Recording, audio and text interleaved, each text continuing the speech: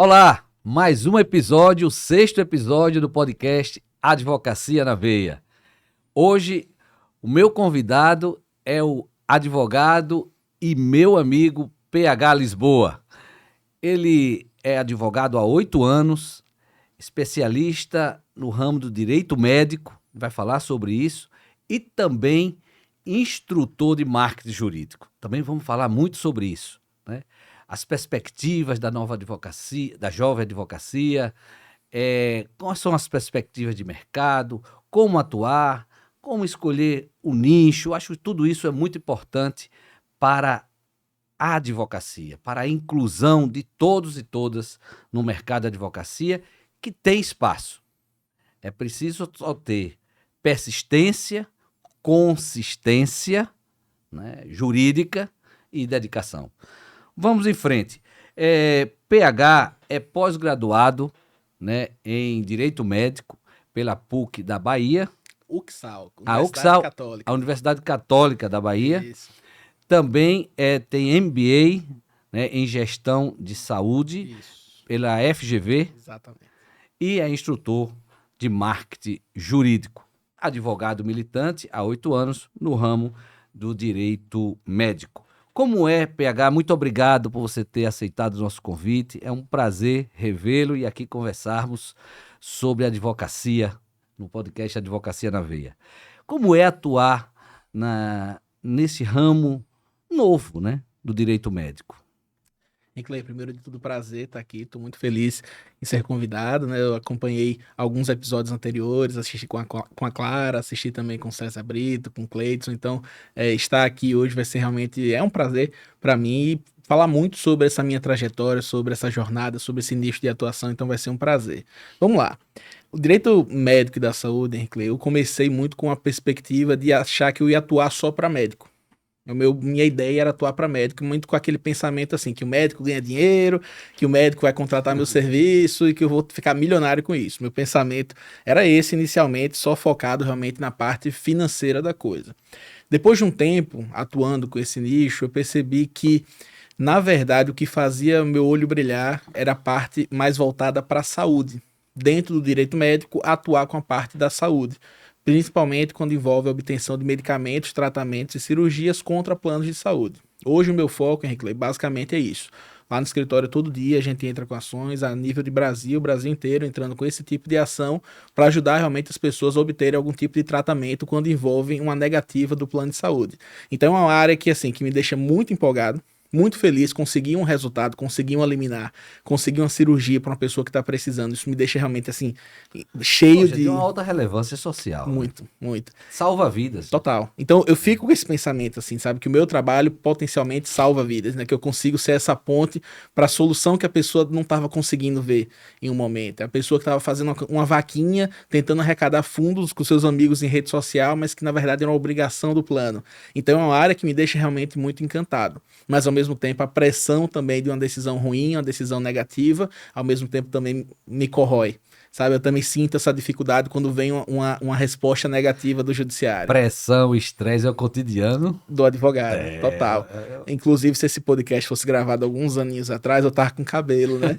Só que hoje, infelizmente, essa pressão deixou assim. Depois de 8 anos de advocacia. Somente 8 anos, né, Pô, o meu não caiu, mas tá todo branco. Ah, eu queria chegar assim, com o cabelo branco. Infelizmente, não deu. Mas, PH, essa área de direito médico, embora ela tenha crescido, ainda ela representa muito pouco em relação de percentual, né, de ações no judiciário brasileiro. Total, a gente tá fazendo hoje esse podcast aqui no comecinho de maio de 2024 e saiu recente uma pesquisa agora do Conselho Federal da OAB, ele fez uma pesquisa chamada Perfil ADV. Eram pesquisas feitas com vários advogados a nível de Brasil e a estatística, né, o percentual é que dos advogados realmente atuantes, apenas 1% atuava com essa parte do direito médico e da saúde. É muito pequeno. Muito pequeno. E aí vai muito da ideia como é que você olha, no copo meio cheio, meio vazio. É uma área que está em expansão, que tem muito espaço, ou é uma área que tem pouca demanda, que por isso tem pouca gente? Eu acho que realmente é uma área em expansão. Antigamente, os mais experientes lidavam com o direito civil, você atuava basicamente com esse tipo de especialização, mas dentro do civil. Hoje em dia, migrou completamente, né? Lá no escritório, todos os dias a gente vê relatórios médicos, a gente precisa entender um pouco de saúde, né? Da área de saúde, de fato. Isso, novas áreas têm se expandido, né, na advocacia, na área do direito. Por quê? E é por isso que a gente se relaciona a advocacia com democracia e cidadania. Só num regime democrático é que a cidadania ela pode se tornar ativa, muito ativa, né? Porque tem a liberdade, né? Então, na medida em que, pela primeira vez na história do Brasil, nós vivemos um período de democracia ininterrupta, desde 1988 até agora. Sim. Nunca na nossa história se teve tanto tempo no regime democrático. Por isso, isso vai criando uma cultura de participação mais ativa da cidadania na procura e na busca dos seus direitos. E aí, essa relação social complexa, complexa, complexa e democrática, ela acaba gerando conflitos sociais, gerando meios de você buscar direitos sociais. E aí, um deles é esse. Antigamente não se tinha essa demanda na justiça, de você buscar através de uma ação judicial, uma medida liminar, para que o Estado viesse a prover, né, uma cirurgia, uma medicação essencial para a preservação da vida. Só no regime democrático, depois da Constituição de 1988, que é uma garantia fundamental de todo cidadão, é que se passou aos poucos, paulatinamente, a essa atuação. E outros ramos do direito, né, têm se revelado importantes. E a advocacia precisa estar aberta a esse novo momento porque passa o Brasil, né? Porque a nossa formação ainda é muito tradicional. É a formação do direito penal, direito civil, embora direito médico é um ramo do direito civil, uma espécie de direito civil, mas o direito civil mais tradicional é o direito de família, ações possessórias, né? Enfim. Mas esses novos tipos de ação têm, na verdade, gerado um novo ramo de atuação na advocacia. Portanto, como você, como instrutor de marketing jurídico, como você vê essas novas perspectivas para a advocacia? Clay, vamos lá. Eu acho que a gente vive hoje um momento da ultra especialização. É algo que vários nichos têm passado por isso, não só na advocacia, né? A gente olha na medicina, por exemplo, você quer ir tá com problema no quadril, você não vai somente em um ortopedista, né? Ortopedista especialista em quadril. Você vai no ortopedista especialista em joelho, em cirurgia no ombro. Cada vez mais está indo para uma super especialização. E eu vejo que a advocacia, apesar de não exigir esse título de especialista, né, como tem na medicina, ele, de fato, a gente está passando por esse caminho. Eu vejo que eu tenho alunos no Brasil inteiro, né? Então tem um aluno meu que ele é especialista só no BPC Loas. Ele só atua com BPC Loas. Por quê? E aí qual é a ideia? Você tem um tipo de produto dentro do seu escritório, né? Pensando nessa ideia de produtificar o escritório como uma empresa, né? Mas pensando nessa visão de que você vai ter algo que são processos que vão se repetir, demandas que vão se repetir no seu escritório, e você realmente vai ter como se fosse, entre aspas, uma linha de produção. Mas é algo que você consegue replicar mais fácil, você consegue prospectar mais clientes. Então eu vejo muito por esse sentido, da ultra especialização da advocacia. Então eu vejo advogados hoje que são especialistas no direito civil, mas já no caminho do direito à saúde, voltado para o direito dos autistas.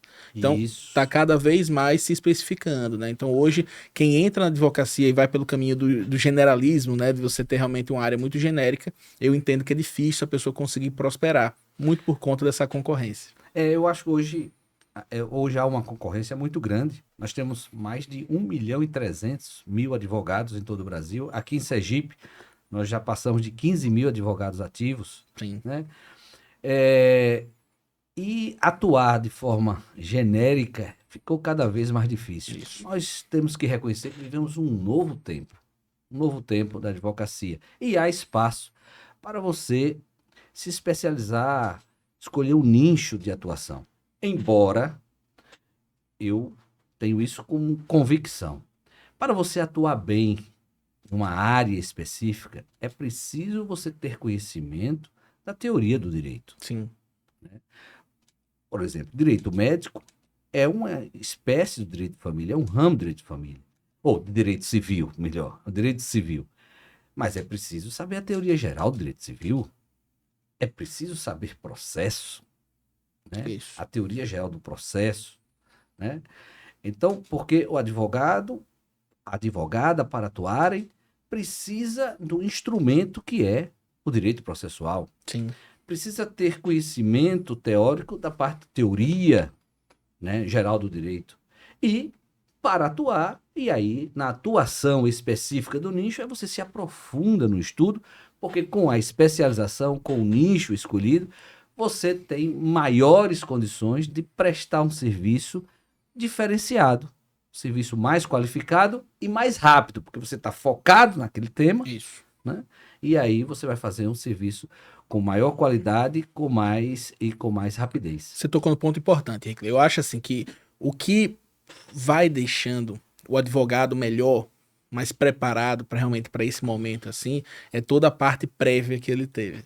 Né? Até atuar no que eu faço hoje, na área que eu faço hoje, eu peguei processo ali que uma empresa de telefonia tinha descontado R$ 15 da conta do meu cliente, que era o único cliente que eu tinha lá atrás. Então eu precisei realmente suar muito nos bancos ali dos juizados especiais cíveis, precisei sofrer ali às vezes com um cliente que precisava fazer um divórcio, eu cobrei baratinho, eu me arrependi, né? Fiz aquele processo da minha família na parte do imobiliário, fiz às vezes alguma questão de delegacia para alguém que eu conhecia ou alguém que indicou o meu serviço, porque lá atrás eu precisava ter a verba para pagar, às vezes, a minha fatura do cartão. Sim. Então, eu precisei fazer de tudo. Mas foi isso que foi realmente me forjando ali na ideia do bom advogado. O que eu tenho hoje de base, muitas vezes, para resolver situações do meu dia a dia, foi com um processinho pequeno lá atrás. Foi com a dificuldade, um processo de outro nicho lá atrás. Então, isso também vai preparando o advogado, né, para esse momento de super especialização. Network é importante, né? Total. Você se relacionar com outros colegas advogados, inclusive de todo o Brasil, hoje com a internet isso está muito facilitado, se relacionar com diversos setores da sociedade é muito importante para prospectar causas, clientes, não é isso, Vera? Você Eu, tem dito isso com muita propriedade. eu acho que é uma habilidade que a gente precisa desenvolver. Sabe, o advogado precisa desenvolver essa habilidade do ser networker, né? É a pessoa que está ali realmente envolvida nessa relação social, ela conhecer as pessoas, né? Ela tá próximo ali do que as pessoas fazem. Então, assim, eu levo muito isso para minha vida. Por exemplo, a gente tá aqui no estúdio do Na Colina, né? Então, eu conheço o Ricardinho que tá aqui gravando tudo, eu vejo os vídeos dele na rede social. Então, é um cara que, por exemplo, tive uma conexão natural naquele momento. Quando eu sabia que era aqui, eu, obviamente, fui dar aquela olhada, ver como é que ele tá, ver os últimos vídeos que ele fez, vi o último vídeo dele que viralizou. Então, isso é uma conexão natural, mas intencional que eu acabo fazendo. Em tudo na minha vida eu faço isso. Era uma relação de empatia. Sim, Não sim. César Brito teve aqui, ele disse, olha, eu tive que vencer a minha timidez. Eu, naturalmente, sou tímido, mas eu precisei ter essa batalha, enfrentar essa batalha dentro de mim para vencer a timidez, porque timidez atrapalha a advocacia. Né? Como é que você vai fazer network se você é tímido, não sabe se relacionar, né? Eu tenho uma história boa disso. Uhum. Que eu também era muito tímido. Na verdade, eu me considero tímido para algumas situações. O que acontece? Na minha época de faculdade, eu era aquele cara do fundão, mas era o fundão que eu dizia que era fundão inteligente. Né? Porque eu estudava, fazia meu papel, nunca perdi uma matéria, fiquei sempre ali, né? Que era aluno média 7, 7,5, naquela faixa. Só que qual era a minha questão? Eu tinha diversas dificuldades sociais. Eu não era pessoa, por exemplo, do trabalho, de apresentar trabalho. Eu fazia de tudo para ficar com o trabalho escrito, porque para mim era muito mais fácil. Era usufruir do que eu sabia, do direito, do que eu estudava. Agora, apresentar um trabalho para mim era horrível. Eu ficava suado, tremia, eu via que a garganta dava aquela estremecida. Então, realmente não era algo confortável para mim. E eu lembro uma vez, lá já no último ano já de faculdade, a gente fazia aqueles congressos para arrecadar fundos para formatura e tinha que divulgar isso nas salas. Nossa, era terrível. Nossa, terrível para mim. Pegar, você evoluiu muito. Hoje você é um Sim, exímio comunicador. sim. Como você É a ideia do venceu isso? personagem, Ricley. Totalmente a ideia do personagem. Quando eu coloco um terno e gravata, quando eu tô na função do advogado, eu realmente é muito César mais falou isso fácil para aqui. mim. Isso é muito mais fácil para mim. Eu tenho algumas dificuldades sociais ainda. Se eu tô em um ambiente, eu nunca vou ser o protagonista daquele ambiente. Eu sempre vou ficar ali, eu conheço muita gente, vou conversar com todo mundo. Estudando o ambiente, Mas sempre natural. assim. Eu nunca vou ser o cara que vai chamar mais atenção em tudo. Então, desde a minha vestimenta, eu vou estar sempre arrumado, mas sempre ali naquele sentido. Nunca vou chamar atenção, nunca vou ter uma gravata com uma cor chamativa, nunca vou estar com um terno de outra cor. Então, eu presto muita atenção nesses detalhes. Eu sou muito mais Você se pelas apresenta com beiradas. sobriedade, É isso, né? isso. Faz parte do seu perfil, do seu estilo, da sua personalidade. E a presença, você tem uma presença muito intensa nas redes sociais. Você acha Sim. importante para a advocacia hoje, nos tempos de hoje de rede social, de internet, a presença da advocacia, dos advogados e advogadas da rede social? É mais uma coisa que eu acho indispensável, Henrique Clay. Eu não consigo ver outro cenário, um advogado que entra no mercado hoje sem a influência da rede social, sem ter isso a seu favor. Sabe, hoje é muito complicado para mim. Talvez por eu ter sido criado, apesar de 8 anos, pode parecer muito para pensamento de internet, rede social, mas eu tô realmente nisso há muito tempo. Então, quando eu comecei a fazer vídeo em rede social, foi como um momento de escape para conseguir cliente. A minha mãe, ela é servidora pública, ela foi advogada do Banco do Brasil por vários anos. Meu pai, ele é servidor público analista do TRE. E aí, quando eu precisei entrar na profissão, eu não tinha nenhum cliente, não tinha ninguém em vista, não tinha o que fazer. Eu tentei de tudo, sabe? De bater em porta, de associação de moradores, de ter algum espaço para conseguir viver da advocacia. Mas o primeiro momento inicial foi muito complicado. E aí eu comecei a fazer, eu fiz um vídeo na rede social no Dia do Trabalhador. Foi dia 1º de maio de 2016, foi meu primeiro vídeo na rede social que eu disse, gente, estou aqui no escritório trabalhando, vamos que vamos. Foi isso.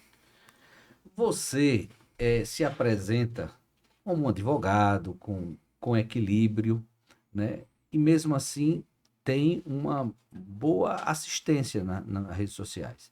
Muita gente diz assim, pô, a rede social só faz sucesso quem conta piada, se apresenta de forma engraçada, ou é muito agressivo, ou fala besteira. Essas três coisas não fazem parte da gente, advogado, né? Não é o perfil a gente se apresentar enquanto advogados e você não se apresenta assim, e mesmo assim você tem uma bom número de seguidores, se relaciona bem na rede social. Qual é o segredo disso? Porque tem muita gente, eu conheço vários colegas advogados e advogadas que tentam, mas será que... Porque a nossa formação é muito formal, como é isso? A rede social precisa falar de forma mais, né, mais solta, mais leve, mas ao mesmo tempo não perder o conteúdo. Isso é uma arte. Isso. O que é que eu vejo, Henrique Clay? Quando eu comecei, de fato, ali a fazer vídeo na rede social, eu fui muito formal. Eu comecei muito formal. Tanto que eu só atraía advogado. Por ser algo inicial que chamava a atenção da advocacia no geral, esse jovem advogado aí tá fazendo vídeo. Então isso chamava a atenção de muita gente. Então muito advogado começou a ver o que eu fazia. Uhum. Mas com o passar do tempo eu percebi que o que chamava a atenção de fato era a forma da comunicação, é como você se comunica. Então acho que uma habilidade que eu acabei desenvolvendo nisso tudo é realmente a habilidade de falar mais fácil, de falar mais simples. Então, se eu preciso usar um termo mais difícil, eu vou explicar assim, por exemplo. Gente, a gente tem aqui um agravo de instrumento, né, que é um recurso, na verdade, que você vai fazer depois da liminar, você vai levar esse recurso para os desembargadores, que vão decidir. Então, eu tento sempre explicar o termo jurídico, o termo mais complexo, mas de uma forma muito simples e mastigada. Então, para mim, o caminho foi esse, é por fazer a coisa mastigada. Como nas minhas redes, no primeiro momento, eu queria falar com o cliente. mas eu só atraí advogado, eu comecei a trazer aquilo que eu fazia, por exemplo, da publicação de conteúdo, dos vídeos, dos reels, dos stories, do conteúdo, eu comecei a trazer essa linguagem do marketing meio nerd que eu sempre fui, que eu sempre gostei disso, mas para uma forma mais mastigada para a advocacia. Então, eu vou citar um exemplo que para mim é bem claro. Quando o advogado ele quer falar, muitas vezes, sobre pensão alimentícia, um advogado familiarista, um vídeo obrigatório que o advogado familiarista tem que ter todos os anos é quanto custa a pensão alimentícia em 2025, por exemplo. Já é um vídeo do próximo ano. Por quê? Ah, Pedro, mas a pensão não muda de ano em ano. Mas aí é que tá. Muitas pensões são com base no salário mínimo. Então as pessoas pesquisam desse jeito. Não importa o que é o conteúdo certo, né? O que é que o direito fala pra gente. O que importa é como o cliente vai pesquisar aquilo. Então tem um aluno meu, por exemplo, que teve um vídeo dele no YouTube que tem mais de 400 mil visualizações. Só falando isso, quanto custa a pensão alimentícia em 2022. Choveu o cliente para ele no escritório, por conta disso. Então, é a forma do posicionamento. O que eu vejo hoje que o advogado, muitas vezes na rede social, ele tenta parecer mais sério, tenta parecer mais inteligente, tenta parecer mais rico, mas de uma forma que não atrai para o conteúdo de rede social, para o conteúdo de entretenimento que a gente quer ver de forma mais rápida. Então, acho que a comunicação realmente é o que muda o jogo, né? Mas é aquilo, quem é mais agressivo, quem é mais engraçado, sempre vai crescer mais rápido, porque é isso que as pessoas procuram na internet. Na internet. Veja, ser instrutor de marketing jurídico não é uma tarefa fácil, porque o marketing na nossa área jurídica, na nossa área de advocacia, ele é restrito. Aliás, essa flexibilização, né, decorreu da conjuntura atual da internet, que finalmente o Conselho Federal flexibilizou quando houve a reforma do Código de Ética e Disciplina da OAB. Então, mas não é todo e qualquer marketing, né, que pode ser feito na área jurídica. Então, há restrições, não é isso? Sim, sim. Então, é preciso também saber, né, consultar o Código de Ética e Disciplina para saber até onde se pode chegar. Isso. Né? Embora eu defenda que acho que tem que flexibilizar ainda mais. Sim. A mudança do Código de Ética foi tímida diante do que hoje nós vivemos. Nós vivemos numa rede social, né? É claro que nós, advogados, não podemos estar também, temos que manter, né, a grandeza da nossa profissão, manter a urbanidade, né? Porque a urbanidade, inclusive, ou seja, você falar, se reportar com sobriedade, com elegância, com qualidade jurídica, inclusive, uma responsabilidade ética, né? Então, você tratar a todos e também se apresentar com urbanidade faz parte da obrigação ética do advogado. Então, essa questão de utilizar a rede social ainda precisa ser mais debatida, ser mais aprofundada, para que a advocacia tenha segurança em como usar a rede social sem infringir o Código de Ética. Também tem isso, né? Sim, demais. Vamos lá, ó. Quem regulava essa parte de publicidade na internet era o provimento 99 de 2000. Uhum. Que falava de páginas amarelas, falava de algumas coisas ali que já não são mais compatíveis com o mundo de hoje. Depois veio o Código de Ética de 2015, que ele tem um tópico exclusivo da publicidade, que é o capítulo 8, artigos 39 a 47. No artigo 39, ele é a base que a gente tem. E basicamente ele diz que o advogado ele pode fazer um conteúdo que é informativo / educativo, de uma forma que você não pode mercantilizar a profissão, você não pode ter uma captação indevida de clientela e você não pode, tem um terminho que ele usa lá que não vou me recordar agora. E vem com algumas outras limitações. Quando eu comecei nesse marketing, eu só tinha o Código de Ética 2015. Era quem regulava ali o que eu fazia. E vira e mexe, Henrique, eu era alguém dizendo, não, isso aí não pode, você está fazendo vídeo, está fazendo algo sobre a sua profissão, você não pode falar sobre você. Então, eu sofria muito com tudo isso, né? Quando um vídeo meu atingia outras pessoas, todo mundo marcava CF ou AB, olha esse advogado aqui, que absurdo que ele está fazendo. Na verdade, eu estava fazendo conteúdo, estava fazendo vídeo. Mas foi algo que precisou avançar. Em 2020, tanto é que quando teve essa mudança da gestão, né, em 2020, o corregedor-geral da OAB, que acho que era o Ari Raguiante, ele veio para cá numa audiência pública para discutir sobre a publicidade profissional. Eu tive até uma discussão com ele lá no evento. Por quê? Porque eu via que ele estava muito mais para um caminho de proibição, né, de verificar assim, porque o advogado que usa marketing aqui é isso aqui, ele tá fazendo o marketing gritante, o cara que tem um cachorrinho chamado Alvará, sabe? É o cara que realmente não usa a urbanidade, que ele prejudica a advocacia de uma certa forma, né, de imagem como um todo. E em 2020 ainda veio a pandemia. E aí todo mundo que tinha uma certa crítica, uma certa restrição com a internet precisou usufruir dela de alguma forma. E as pessoas perceberam, às vezes com a live, que era divertido você consumir um conteúdo para ver uma música, para assistir um show. E por que não fazer isso na sua profissão? Você começar a utilizar o vídeo para prospectar clientes.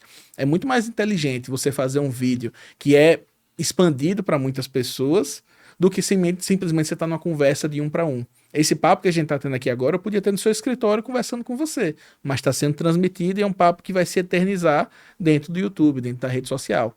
Então é algo que era muito distante da advocacia, com esse romantismo da profissão, com essa parte catedrática da profissão. Então, em 2020, precisou mudar. Tanto é que veio o provimento 205 de 2021, dentro da pandemia ainda, e foi decidido com coisas que, para mim, foram bem importantes. Um ponto que foi muito importante, por exemplo, são os anúncios patrocinados, onde agora é permitido ao advogado utilizar Google Ads, anúncios no Facebook, no Instagram, para utilizar isso para a sua profissão. Então, para mim, isso foi um avanço muito bom. Mas tem coisas que eu também acho que precisam ser discutidas. Uma provocação, por exemplo, que eu tenho, que eu acho que poderia ser discutido, são os resultados. A divulgação de resultados. Eu acho que tem muita gente que não está preparada para isso ainda. Tem muita gente que acha, mas se o advogado fulano de tal divulgar o resultado que ele tem, todo cliente vai para lá. Mas não é isso. Acho que o advogado jovem, principalmente, quando consegue um sucesso em um júri, ele não pode divulgar que ele teve um sucesso. O advogado de saúde, quando conseguiu uma liminar e não pode divulgar que conseguiu uma liminar, só enfraquece o advogado. Sabe? Os advogados que têm mais espaço. Principalmente os mais jovens. Os mais jovens, total. Principalmente. Total. Por isso que eu acho que, assim, é paridade de armas, né? Você permitir que o advogado utilize mais a publicidade. Mas a gente está avançando. Eu acho que nos próximos anos talvez a gente consiga ter uma discussão mais forte sobre isso. Os fatos sociais, né? Eles acabam evoluindo o pensamento e o direito, né? As relações sociais. O fato social da internet mudou tudo. Com o advento da internet, das redes sociais, mudou a forma de se comunicar, a forma de se relacionar. E agora, recentemente, a pandemia. Com a pandemia, tudo fechado, todo mundo teve que recorrer à internet. Então, hoje, nós, advogados, sofremos menos do ponto de vista profissional do que outros ramos da economia. Por quê? Porque nós já tínhamos uma justiça virtual. Hoje, praticamente, não existe mais papel, não existe mais processo físico. Isso. Então isso, depois da pandemia, as audiências passaram a ser mais corriqueiras, né? As audiências virtuais. Sim. Né? E também, o que não se tinha muito, o atendimento ao cliente virtual. Hoje é uma nova realidade. Isso. Então, vamos falar um pouco dessa estratégia de atendimento. Porque antigamente se fazia atendimento no escritório. Hoje você pode fazer atendimento pelo celular, pelo WhatsApp. Né? Bota a imagem ali e faz ou pelo computador.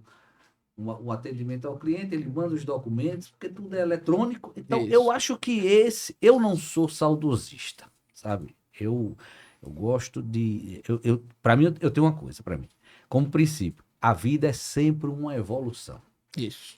E você tem que avançar com ela. Se você parar no tempo, a vida não vai lhe esperar e você vai ficar para trás.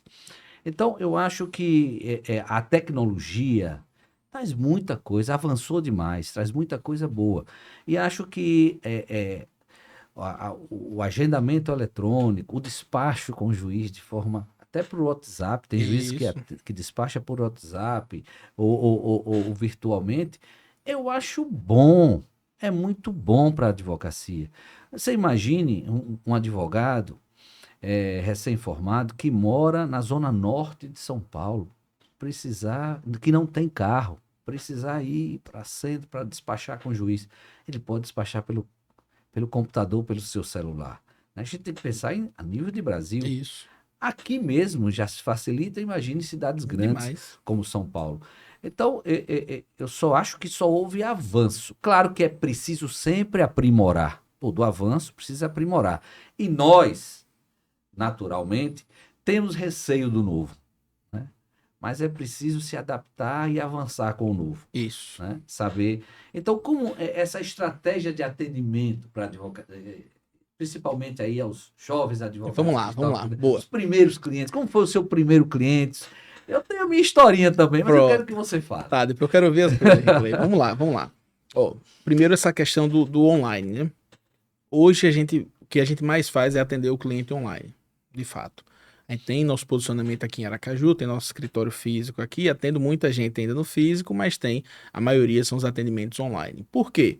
Porque é mais prático, porque é mais fácil e porque muita gente está em outros estados. Isso para mim é o grande ponto, é o que chama mais atenção, é a possibilidade do advogado ter clientes em todo o Brasil. Com essa possibilidade que veio com o provimento 205 de 2021, de você utilizar anúncios, né? Você pode ter um vídeo seu fazendo um conteúdo sobre um tema que é interessante para várias pessoas. Com essa estratégia, por exemplo, você pode compartilhar isso no Brasil inteiro. Tem um certo custo, que é o que você vai colocar ali, mas você vai ter um retorno com as pessoas que vão potencialmente contratar o seu serviço. A única forma de você atender essas pessoas é por videoconferência. O que eu vejo de grande ponto, Henrique, de diferença hoje é a disponibilidade. Hoje você tem que ser uma pessoa mais disponível para atender o cliente. Muitas vezes no mesmo dia. Na maioria das vezes no mesmo dia. Se o cliente mandou mensagem, ele também está mais intolerante ao ter que esperar. Se ele mandou uma mensagem para você e você não respondeu, ele vai procurar outro. E vai procurar outro. E vai procurar outro. Então, acho que esse é o grande ponto que mudou muito desses últimos 8 anos de profissão que eu tenho sentido com mais força hoje em dia é isso. Se o cliente mandou mensagem hoje, o meu setor comercial do escritório tem que responder no mesmo dia e já marcar um atendimento. Ele até tolera que seja daqui a 2 dias, mas ele precisa marcar e responder. Precisa responder com urgência. Rápido. Eu era treinado antigamente, no meu começo de profissão, que era o seguinte. Você tinha que ter 2 celulares, né? Eu tinha 2 celulares. Tinha um que eu dizia que era a Raquel. Não, essa aqui é minha secretária, é a Raquel, que era eu mesmo, né, que atendia. E aí então, você pode falar com a Raquel, que a Raquel vai atender. Aí o cliente entrava em contato com a Raquel. A Raquel mandava mensagem, dizia, não, doutor Pedro está com a agenda realmente bem puxada, ele só vai ter a agenda para a próxima semana, terça-feira, porque o advogado jovem não podia mostrar que era jovem, que tinha pouco cliente, que tinha disponibilidade para hoje. Você tinha que dizer que tinha disponibilidade só mais para frente. E ficar com aquele marketing da esperança, né? Você ficar ali rezando para que chegasse ali algum cliente para você. Então, no meu começo, eu tinha muito essa estratégia de parecer mais ocupado do que eu realmente era, porque o cliente precisava ver, nossa, ele é um advogado ocupado, eu estou tendo prazer de ser atendido por ele. Uhum. Hoje em dia mudou muito. Com esse acesso de informação que todo mundo tem na palma da mão, é muito rápido o cliente mudar. Então isso é o que eu mais sinto hoje em dia. Isso que você falou, Henrique, é algo que eu tenho também, é um padrão que eu tenho na minha vida. Em tudo que eu faço, por mais moderno que seja, eu tenho que me adaptar ao que vai chegar no próximo momento. Então lá no escritório a gente usa o ChatGPT, usa inteligência artificial, já está vendo o que está acontecendo em outros locais, em outras cidades, com escritórios, por exemplo, que funcionam só de forma remota. Tem várias coisas que a gente está observando do que o mercado tem dito para a gente. Então já não é mais esse sentimento de que, olha, o que eu faço hoje vai durar por 5, 10, 15, 20 anos. Não é. Então, cada 2 anos as mudanças estão sendo cada vez mais rápidas. Por causa da tecnologia. Eu sou advogado há 31 anos. Sim. Né? Quando eu estudava, quando eu ainda era estudante, comecei a faculdade, era máquina de escrever elétrica. E tinha curso, né? Era elétrica, né? Tinha curso para isso. Não, eu tenho curso de máquina, de datilografia, tudo. Comecei a estudar a direito em 1988. Eu fazia meus trabalhos, máquina elétrica. Já era elétrica, já era um avanço. Moderno. 5 anos depois, quando eu comecei a advogar, né, em 1993, início de 93, e já era computador. Já tinha aqueles computadores enormes, mas já era computador, né? Com aquelas impressoras que faziam um barulho, Acho que você nem acompanhou Tem isso uma aí. vaga memória disso. Hoje nem precisa mais de impressora. Isso. Né? Por quê? Porque o processo hoje é eletrônico. Sim. Hoje é eletrônico. Com o processo. Sim. Dentro disso, eu tenho um advogado previdenciarista lá no escritório. Aí a gente reformou o escritório, foi para outro local. Ele disse, não, tá faltando impressora. Eu disse, mas eu não uso impressora. Pois é. Aí ele disse, não, mas eu preciso de impressora. Eu disse, rapaz, mas eu não uso, não vou comprar não. Aí ficou nesse embate. Ninguém no escritório usa impressora, só o previdenciarista que precisa. Só o previdenciarista. Veja, PH, com o processo online também houve outras consequências. Uma delas, a advocacia ficou globalizada. O que isso quer dizer? Você em Sergipe pode advogar em São Paulo sem sair de Sergipe. E vice-versa. Sim. Né? Você, no povoado de um município do interior, no povoado de Lagarto, você está ali morando no Genipapo, por exemplo. Se você tem uma boa internet, você pode advogar ali no Rio Grande do Sul. Sim. Fazer audiência, inclusive. Sim. Olha que coisa fantástica. Dizer que isso é ruim, isso não é ruim. Agora, tem consequências. Isso afetou a advocacia por correspondência? Sim. Sim, muito. Afetou demais a advocacia por correspondência. Para quem não sabe, o que é advocacia por correspondência? Por exemplo, sou um advogado aqui em Sergipe, um escritório no Rio de Janeiro, tem um processo aqui, para não precisar se deslocar, pagar passagem, hotel, me contratava para eu fazer aqui os atos ou o advogado aqui em Sergipe fazer os atos, até audiência, né, do processo de lá. E fazia uma espécie de parceria, é uma parceria, né, ou um contrato de prestação de serviço. E muita gente tinha um escritório especializado em advocacia por correspondência. Sim. Isso tem sido afetado. É preciso, portanto, que nós, advogados, estejamos atentos às mudanças do tempo, né? Porque se a pessoa ficar esperando que aquilo morrer, você vai morrer junto, né? Você vai acabar tendo que fechar o seu escritório. Isso. Então, ainda há espaço para advocacia por correspondência? Como é que você vê isso? Veja, realmente não é um nicho que eu tenho visto muito, né? Não é um nicho que eu estou muito à frente. Eu tenho até alguns colegas que trabalham muito com esse tipo de produto, com esse tipo de nicho, né? Mas é algo que eu realmente não tenho analisado nesse pós-pandemia como é que ficou. Eu contratava alguns correspondentes para fazer processos meus em outros estados, né? Com essa parte toda da digitalização do juízo 100% digital, a gente concentrou tudo lá no escritório.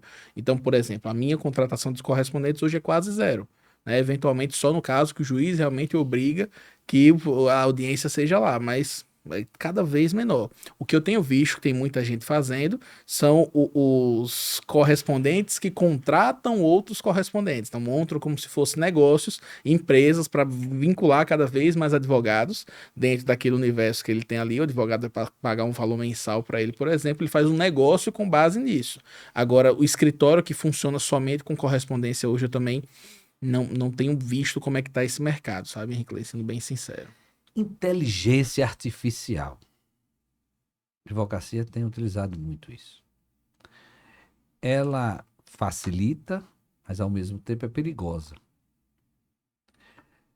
Vou passar a minha visão. Porque facilita, inteligência artificial, você bota ali um tema, é uma coisa impressionante, até assusta. Mas ao mesmo tempo é perigosa porque, como você tem tudo ali, você primeiro começa a se atrofiar. Sim. Você não quer mais escrever, não quer mais ler, não quer mais estudar.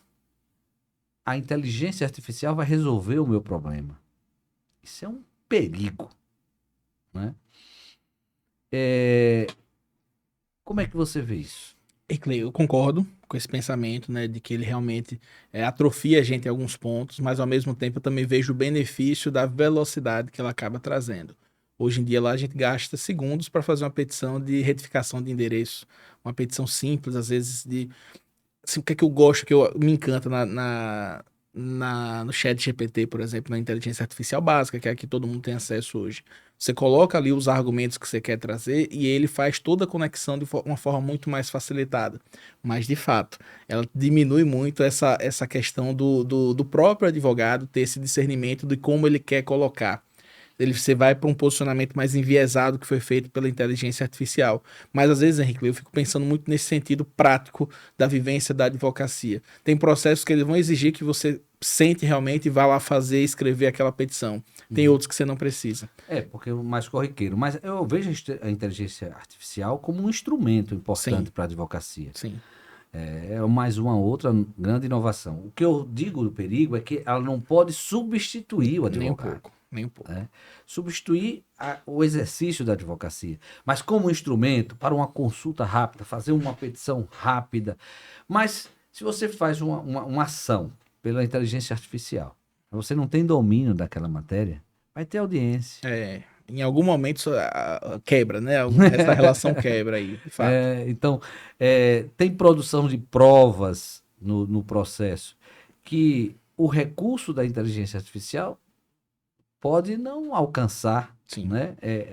Então, a inteligência artificial é um grande, inovador instrumento que ajuda muito no exercício da advocacia, mas ele não pode ser um substituto.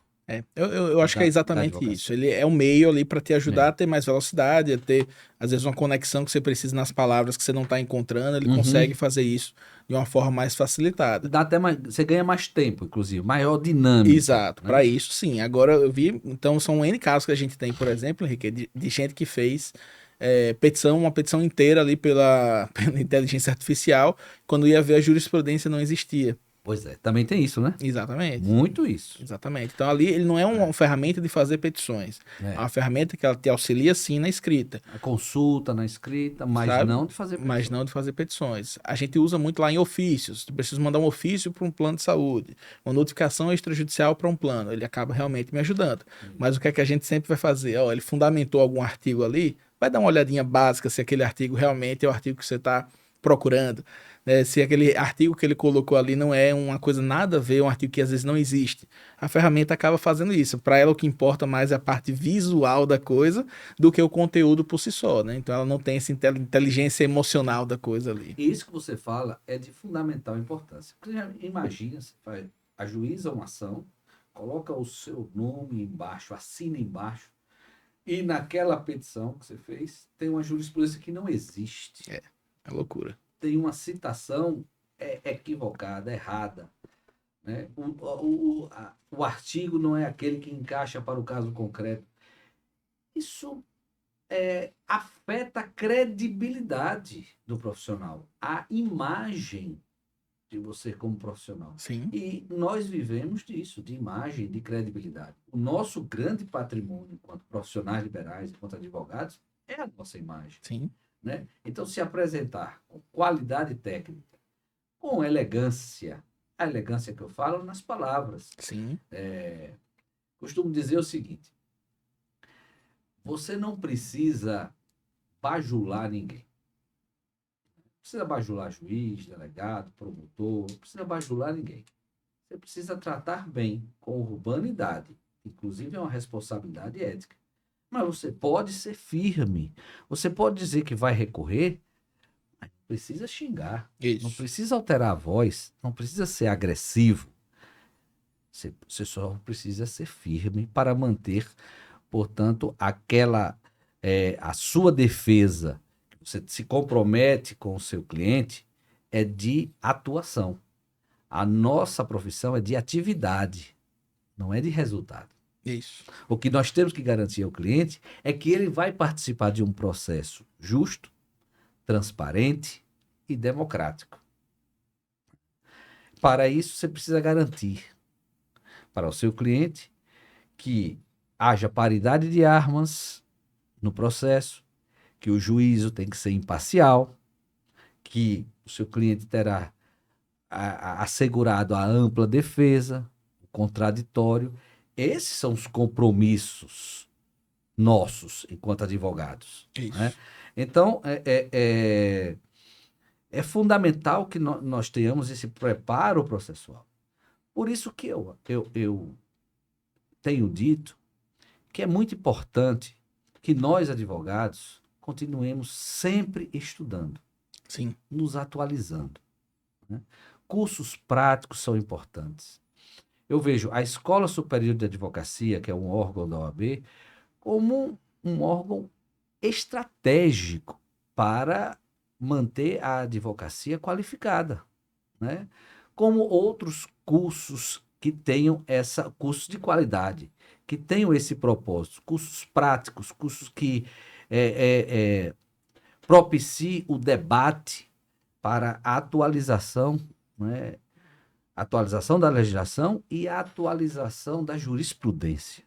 Nós temos que sempre estar consultando a legislação e a interpretação e aplicação dessa legislação através da jurisprudência. Esse é o nosso métier, né? Nosso instrumento de trabalho.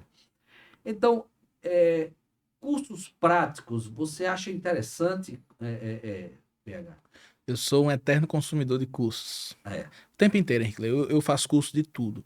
Eu peguei ali realmente assim, eu sou dessa criação digital, né? Então eu sou uma pessoa que eu sou muito linkada com as coisas que eu vejo na internet. Eu aprendo muito na internet.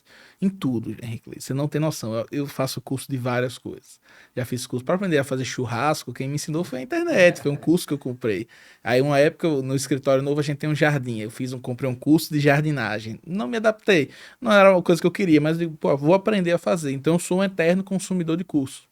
E hoje, às vezes, eu olho o curso e digo, eu tô aqui para aprender um detalhe específico. Eu quero aprender algo que realmente me enriqueça em algo a mais de conhecimento. Então, às vezes, olha, eu comprei recente um curso de reajuste de plano de saúde. É um tipo de ação específica para a gente adotar lá no escritório. Tem um curso de sustentação oral, um curso de vendas na advocacia, de prospecção de clientes. Então, eu acho que cada vez mais o advogado tem que sim abraçar essa ideia do conhecimento prático que às vezes faltou na faculdade. Às vezes algo que ela não vivenciou dentro dos bancos da faculdade que não foram tão claras para esse advogado. Mas ao mesmo tempo, se você só tem a prática, não tem a base teórica, não tem a base técnica, você não vai para frente. Aliás, está na hora de haver um grande debate nacional para remodelar, né, o currículo acadêmico das faculdades de Direito. Total. Está ultrapassado.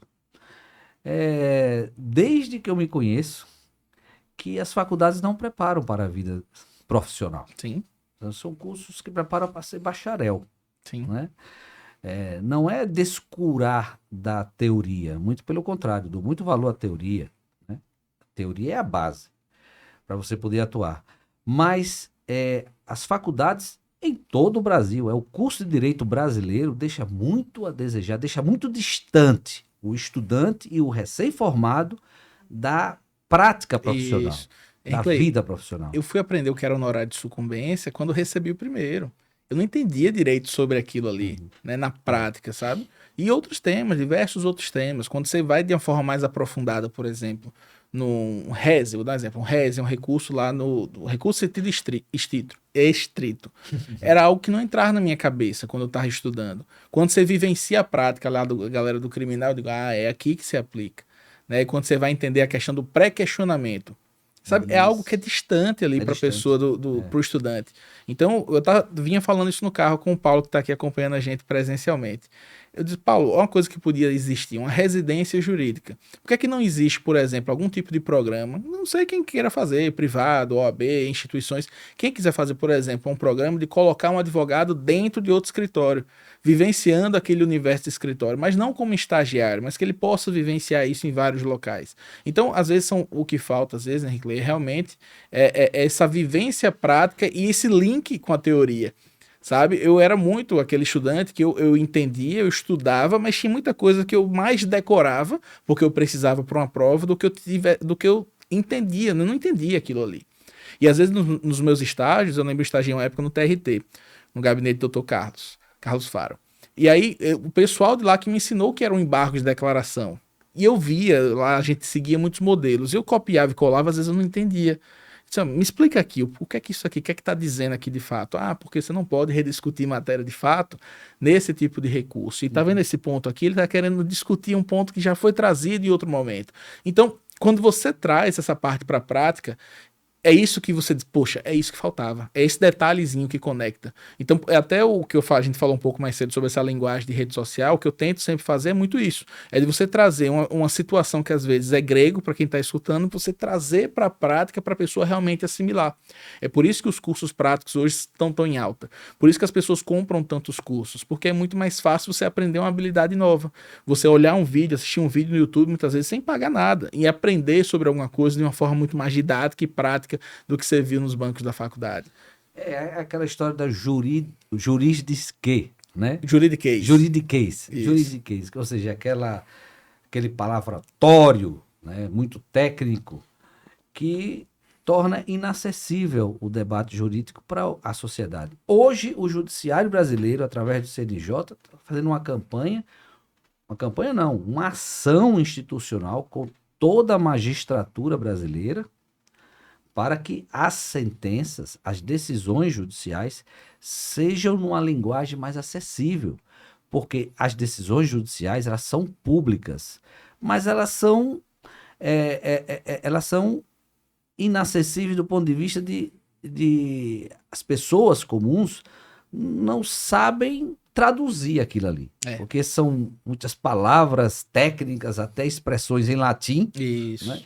Que acaba o leigo, as pessoas que não estudam direito, não tendo nenhuma compreensão do que foi dito.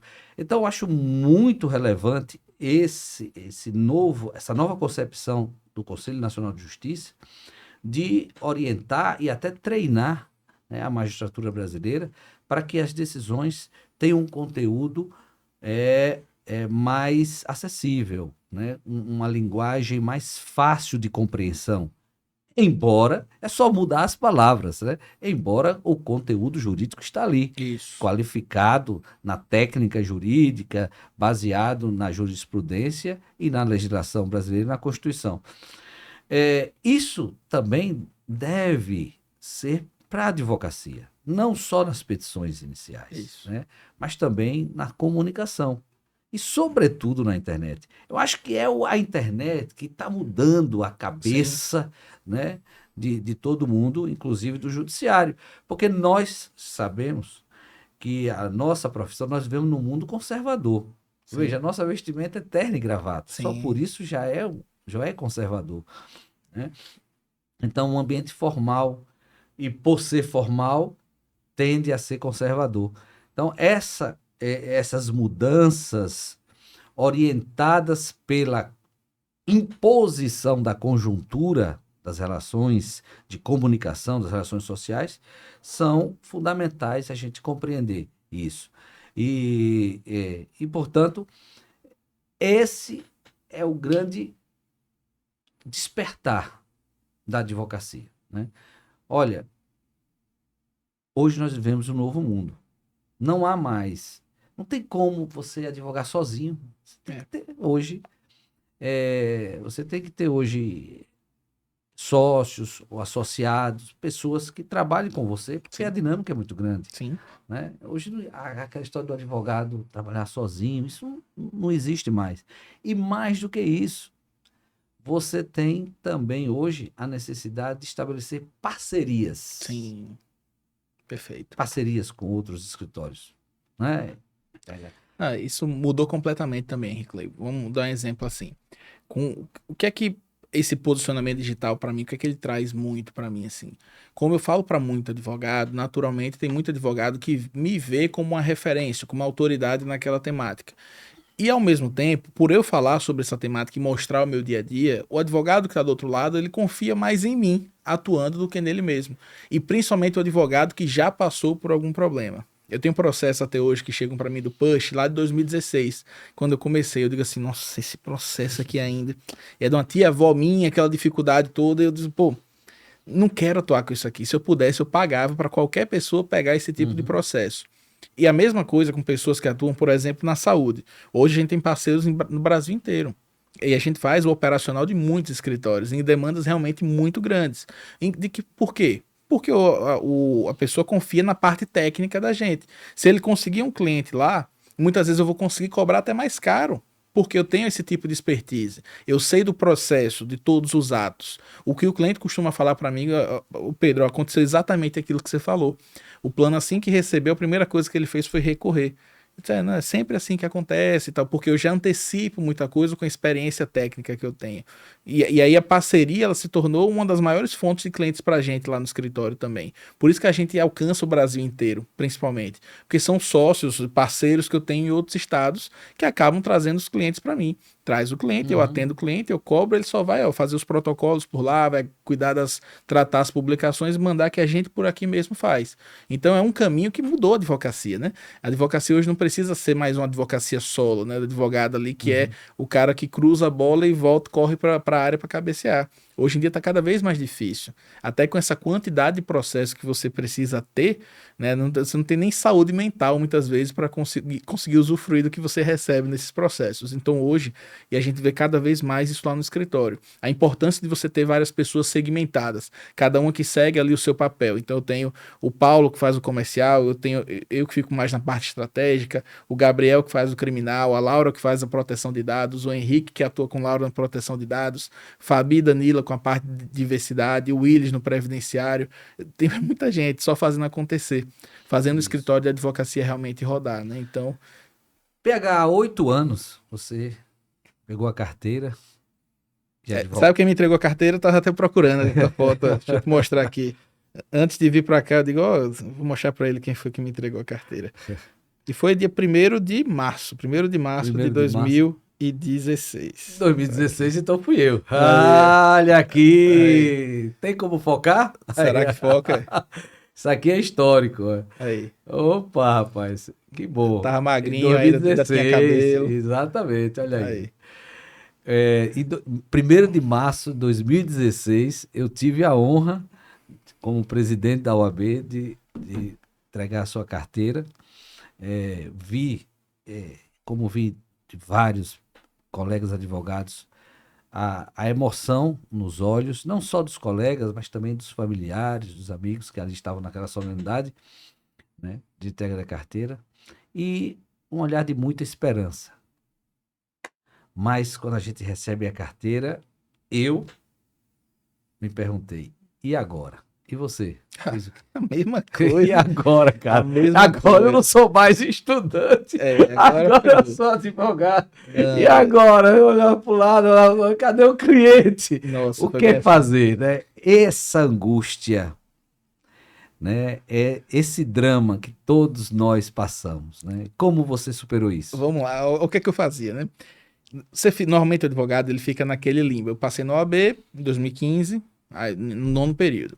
10º período era aquele período mais tranquilo de TCC, aquela coisa toda já pensando na formatura. E aí naquele momento, vira e mexe e diz, meu Deus, daqui a pouco eu tô desempregado, né? Mudo o status de estudante para desempregado. E eu ficava pensando, meu Deus, o que é que eu vou fazer? O estudo para concurso? Não, eu quero ser advogado mesmo. Ainda tem esse detalhe, minha família é só de servidores públicos.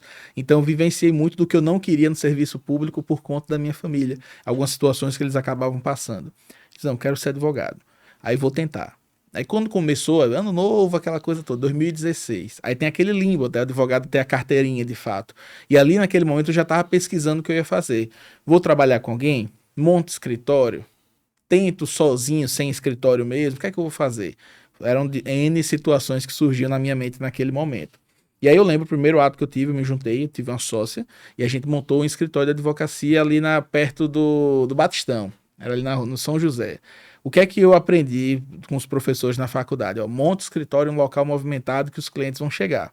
E assim, minha mãe e meus pais, eles tinham condições financeiras de classe média. Eu não tinha nenhum tipo de luxo, mas assim, a comida em casa, as despesas de casa eu ia ter. E eu sabia o seguinte, olha, se der muito errado aqui, eles vão chiar, vão ficar com raiva, mas eu acho que eles me ajudam. O pensamento que eu tinha é esse, mas eles não queriam de jeito nenhum que eu entrasse na advocacia, porque os dois eram servidores públicos. Mas beleza. Comecei a tentar. Quando eu montei o escritório, a gente fez cartão no Casas Bahia, Extra, G Barbosa, e a gente dividiu tudo, né, cadeira, mesa, tudo que tinha lá em 12 vezes no crediário. E quando eu sentei e montei o escritório, de fato, eu disse, meu, o que é que eu faço agora? Inglês, você tinha que ver. Eu ia para todos os cantos. Tinha evento, eu ia, tinha almoço da Sociedade dos Médicos de Sergipe, tava lá. Evento de OAB, tava lá. Era qualquer evento público, gratuito, tava eu lá. De vestido assim, de advogado e tal. Fiz logo um milheiro, fiz 2.000 cartões de visita. Aí esquecia sem querer dentro do Uber, deixava com a tia minha, derrubava Sem meus querer cartões de querendo. visita. Meus cartões de visita caíram. E eu assistia muito um seriado chamado Suits, um seriado americano Sim, que fala sim. sobre o escritório da advocacia. E eu lembro de um episódio lá, do Harvey Specter, né, que é o principal, ele diz assim, não, alguém pergunta pra ele, não, Harvey, você sabe quantos processos você já ganhou? Ele disse, não, realmente quantos ganhei eu não sei, só sei quantos eu perdi. Ela, quantos? Aí ele diz, nenhum. Pô, eu quero ser assim também. E aí meu primeiro processo, eu lembro que o cliente chegou, ele bateu na porta lá do meu escritório, aí chegou com uma garrafa de cerveja aqui assim, aqui doutor, vamos ficar milionário. Tem alguma coisa dentro da garrafa. Aí eu lembrei logo daquela história do rato e da Coca-Cola. Teve um problema alguns anos atrás, disse, meu Deus, vou ganhar muito dinheiro com isso aqui. Fiz a petição, empolgado e tal, uma improcedência. Foi logo o primeiro processo, foi improcedência total. Eu digo, meu Deus, o que é que eu tô fazendo nessa profissão? Mas as coisas começaram a acontecer. Eu comecei a dar certo, Henrique, lá no Jus Brasil. Comecei a fazer uns artigos no Jus Brasil, eu compartilhava notícias jurídicas. Depois eu comecei a falar um pouco mais sobre situações mais práticas do dia a dia e teve um artigo meu que viralizou lá atrás no Facebook ainda, que era daquele ator da Globo que faleceu aqui, o Domingos Montanher. Uhum. Eu fiz um artigo só questionando de quem era a responsabilidade pela morte do ator.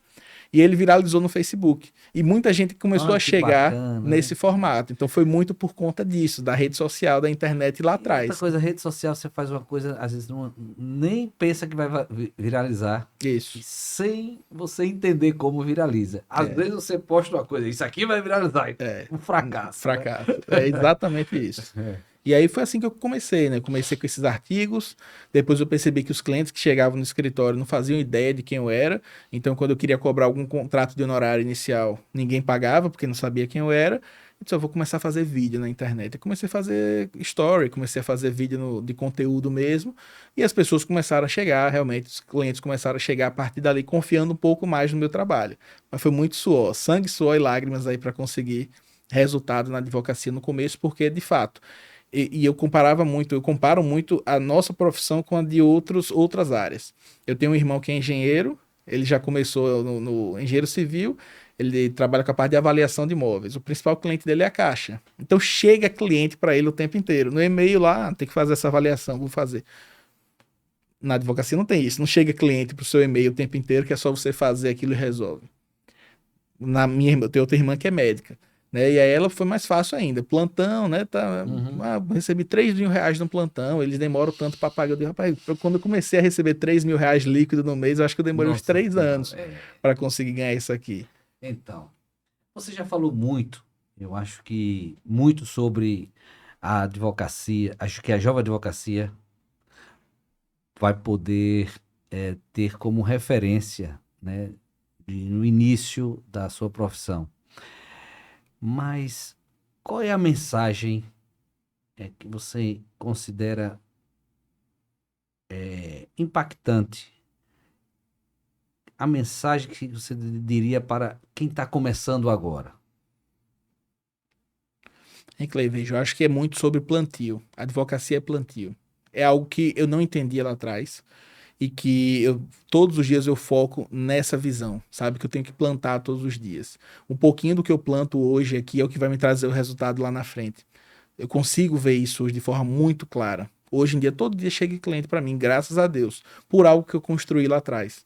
Por estar tentando todos os dias, por estar me posicionando, por estar nos locais, por conhecer as pessoas, as coisas acabaram acontecendo. Só que às vezes a gente, quando está como jovem advogado, está mais aqui fechado, pensando no hoje, às vezes no débito que você tem, na fatura que você tem que pagar. E às vezes é isso que dificulta o advogado a perceber a questão do plantio. Um dos meus Perfeito. maiores honorários que eu tive, de uma sucumbência alta que veio, foi no processo em 2016. Que eu não dava nada para aquele tipo de processo, porque eu sequer entendia sobre sucumbência. Mas é algo assim que a gente só percebe na prática que a advocacia é uma profissão muito rentável depois de um tempo. Então, no começo é muito Perfeito. difícil. Mas se o plantio, se você começa a plantar, as coisas acontecem. É isso mesmo. A advocacia dá resultado a médio e longo prazo. Então, nós precisamos ter, principalmente quem está começando, paciência. Isso. Porque a advocacia é consistência, resistência e perseverança. Preciso com consistência, porque você tem que ter dedicação para estar estudando todos os dias, tá se atualizando.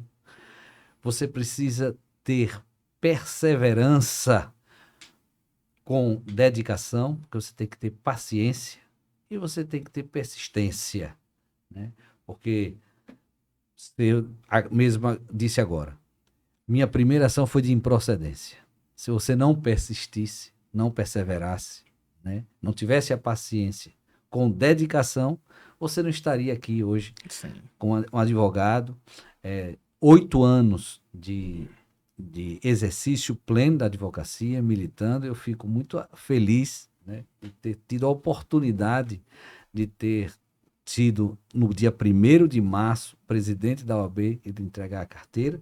Você é um advogado que honra a advocacia sergipana, né, é um amigo, né, e é um advogado, é uma pessoa ética, é uma pessoa que se comunica muito bem, é uma referência hoje para a jovem advocacia, porque você, como instrutor de marketing jurídico, ajuda muita gente para a inclusão no mercado da advocacia. Portanto, você, PH, pratica a advocacia na veia, né? E por isso que você foi aqui convidado, e eu agradeço muito por você ter aceitado esse convite. Um bate-papo maravilhoso. Muito obrigado, Henrique, pelas palavras. Fico realmente bem feliz. E é muito isso, a gente não consegue perceber. Eu consigo olhar minha história hoje olhando para trás e ligando os pontos. Mas lá nesse 1º de março de 2016, eu nunca imaginei estar aqui hoje, por exemplo, conversando com você, que já era a referência que a gente tinha lá naquele momento. Eu lembro do seu discurso, apesar de extenso naquela época, mas foi um discurso realmente bem didático, explicativo, realmente o que era a advocacia. Hoje eu consigo vivenciar isso de uma forma muito clara, né? Mas quem está começando, às vezes tem essa dificuldade. Eu acho que o que o advogado pode extrair disso aqui hoje, independente de quando ele está assistindo, pode ser que esteja em 2025, 26, 27, a gente não sabe, mas se eu puder passar um pouquinho, que é essa visão de que a advocacia realmente é um plantio, mas que a colheita ela é muito satisfatória, que realmente a gente conquista nossos objetivos pessoais, profissionais e patrimoniais, é isso que me encanta. Mas obrigado pelo convite, estarei sempre à disposição para novos episódios por aqui. Valeu, querido. Muito obrigado, viu? Valeu, Henrique. E aí, se você gostou, dá um like. Se ainda não se inscreveu, se inscreva no nosso canal, podcast Advocacia na Veia. Aperta o sininho para receber as notificações. E para a semana tem mais. Toda segunda às 19 horas. Valeu!